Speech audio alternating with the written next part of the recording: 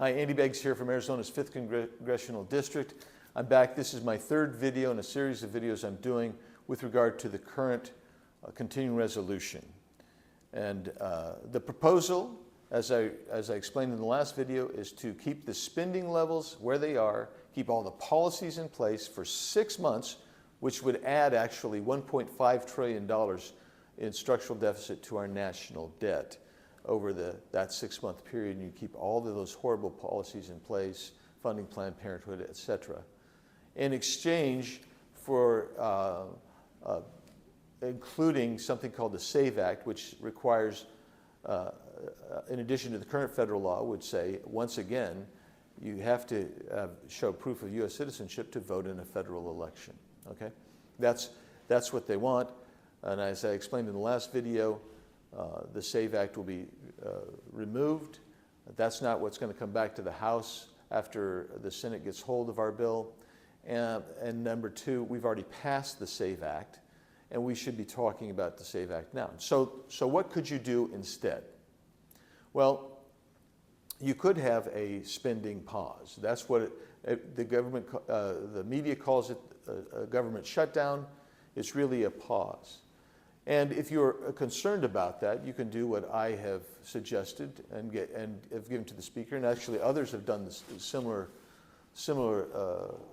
measures, proposed similar measures, and that is you identify the absolute necessities of government and you pass that legislation out.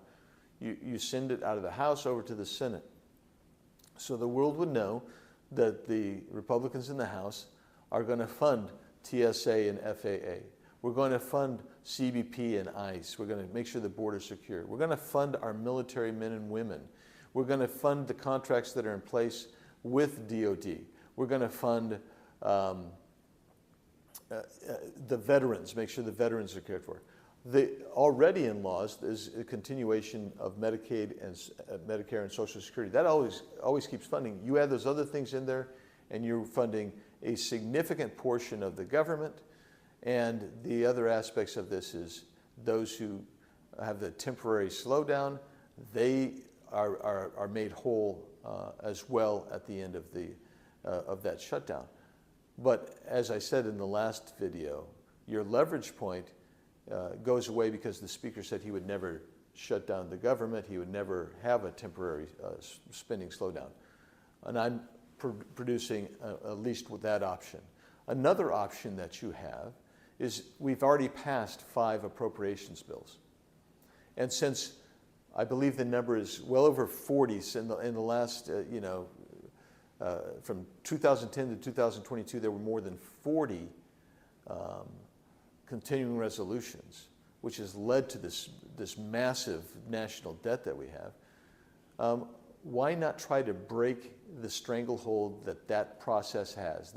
I mean, look, if you're a lobbyist and all this, you're very content with the CR if you're in the Washington, D.C. swamp. So let's try to break it a little bit.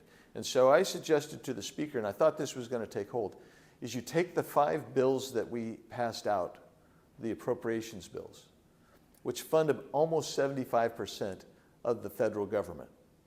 And you take the balance, that other 25%, and you take that and you run that through a CR for maybe 45 days, 90 days, 4 months, whatever you think it takes to finish passing the other 7 bills out, that 25% of the government. But you do that and a couple things happen.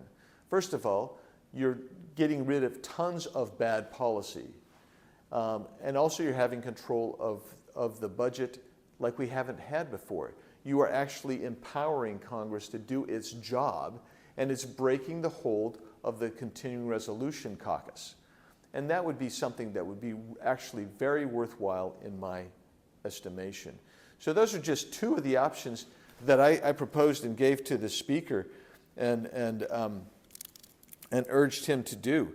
But if you're not willing to do anything else but do a CR, then you're going to be stuck with everything that goes with a CR. Especially, and even if you say, well, we're going to get H.R. 2, which we did not too many months ago. We didn't get H.R. 2. because that's not the leverage point. The leverage point is the purse strings. That is for certain. But you can't actually give them all the money and then say, oh, by the way, we expect the SAVE Act to pass. Because guess what? You basically committed and said, we're going to give you all the money. And they say, well, we're not going to give you the SAVE Act, and it comes back over here. And our speaker has already said, and many on our side have said it, we're not going to take any remedial steps to get the SAVE Act back on when it comes back over here. That's the problem that you have.